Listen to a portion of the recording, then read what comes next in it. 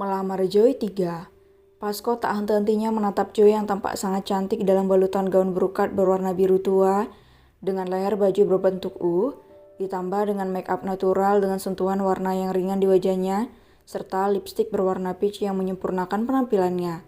Rambutnya yang pendek dibiarkan tergerai sehingga memberi kesan elegan pada gadis cantik berusia 23 tahun itu. Apa yang sebenarnya kalian lakukan, ha? Kali ini Pak Putra telah habis kesabarannya karena melihat putri kesayangannya berantakan seperti tidak dihargai. Tak ada yang beraksi dengan teriakan pria itu. Mereka cuek saja, toh Amelia yang memulai perkelahian terlebih dahulu dengan menghina Diandra. David sendiri tak bisa berdiri karena istrinya malah benar-benar terlelap di pangkuan David. Bisa-bisanya Diandra tidur dalam situasi ini. Sebenarnya bagi Diandra, David adalah tempat tidurnya. Makanya dalam situasi apapun kalau dia dipeluk lama oleh David, dia bisa langsung tertidur. Karena baginya aroma tubuh suaminya benar-benar menenangkan.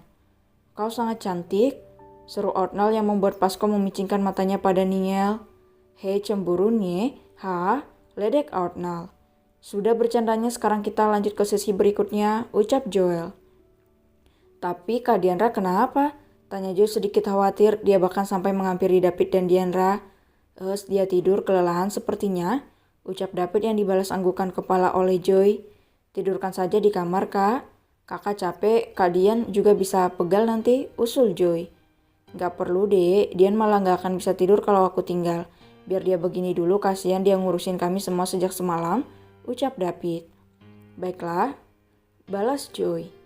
Kalau begitu lanjutkan acaranya, ucap Gama yang baru datang bersama si kembar. Entah dari mana mereka bertiga bahkan Putra bisa keluar dari kamar. Lanjutkan apanya, ha?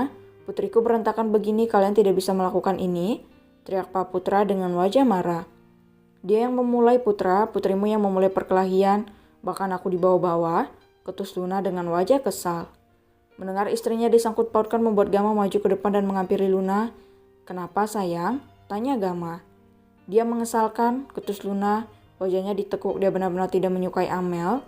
Maaf sebelumnya Cindy, tapi aku tidak menyukai anak pertamamu dan suamimu. Entah kenapa kalian berdua berbeda dengan yang dulu. Ketus Luna sambil mendudukkan tubuhnya di atas sofa. Bukan begitu, tapi kenapa Amel sampai begini?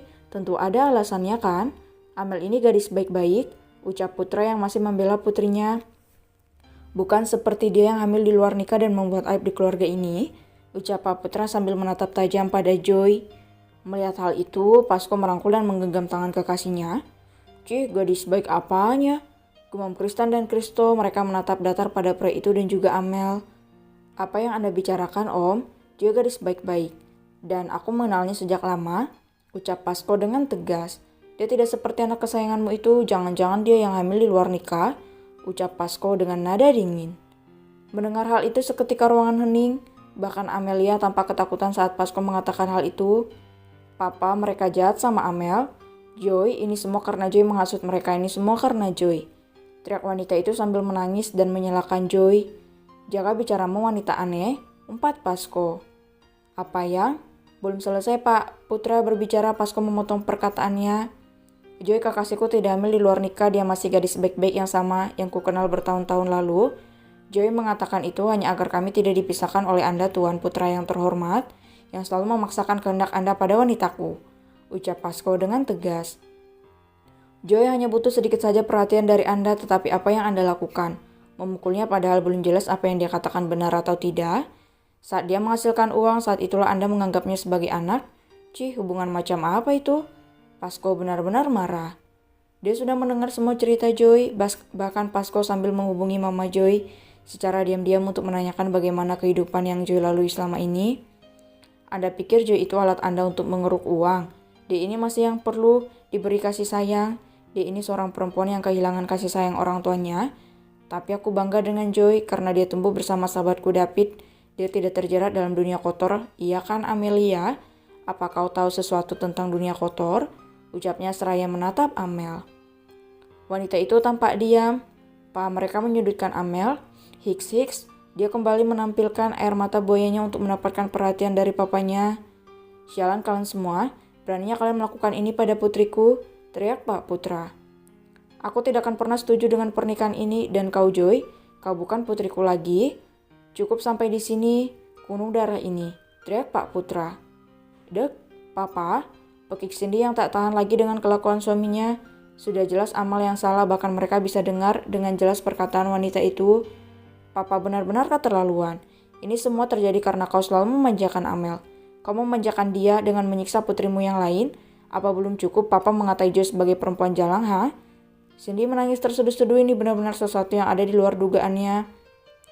Dia bukan anak yang kuinginkan, aku hanya butuh satu orang anak perempuan. Saat dia ada, kupikir dia laki-laki, ternyata hanya seorang Brooke, bodoh kau putra, pekik Sir Petra dengan wajah benar-benar marah. Sejak awal mereka sudah mendengar perkataan peri itu. Mereka semua menatap kedatangan Sir Petra dan yang lainnya. Pak Putra sendiri tampak terkejut, bukan main saat melihat sahabat-sahabatnya di sana.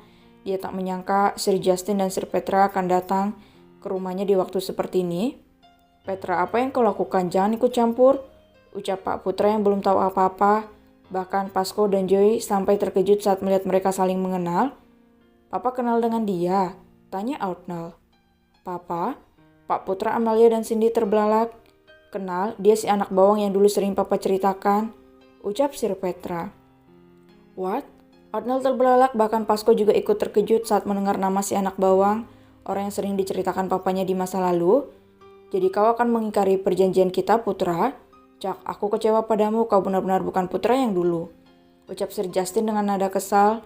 Dia menghampiri mereka bersama Alena dengan dibantu oleh Sean dan Repa yang mendorong kursi roda mereka. Maksudmu? Putra masih belum paham. Cak, dasar anak bawang, bibir lemes, umpat Sir Justin dan Sir Petra yang berhasil membuat Diana terbangun dan tertawa terbahak-bahak. Puh, ha, astaga, mimpiku benar-benar lucu. Ha, Kak David, apa itu bibir bawang, anak lemes? Anak bawang bibir lemes? Ha, Diana tertawa terbahak-bahak. Mendengar wanita itu tertawa, sontak yang lain juga malah ikut tertawa. Ibu hamil ini benar-benar membuat mood seketika berubah. Jelaskan apa maksud kalian? Tanya Pak Putra. Cah, bodoh kau. Ternyata kau masih memandang orang dari penampilannya ya? Ucap Sir Petra sambil duduk di sofa diikuti oleh yang lain. Amelia, dia masih di sana dengan wajah terbelalak berlumuran jus alpukat. Cak, jelaskan. Ucap Pak Putra. Kami datang ingin melamar Joy, Pasco adalah putraku. Ucap Sir Justin dengan tatapan datar. Apa? Pekik Pak Putra dengan rahang terbuka dan mata terbelalak, hampir keluar dari kulitnya. Peletak, Buk, dasar manusia kampret. Berani-beraninya kau menolak anakku? Alena memukul kepala Pak Putra dengan tongkat yang sudah disiapkan sebelumnya. Dia benar-benar kesal dengan Pak Putra. Aku? Brooke? Seseorang pingsan membuat mereka semua terkejut.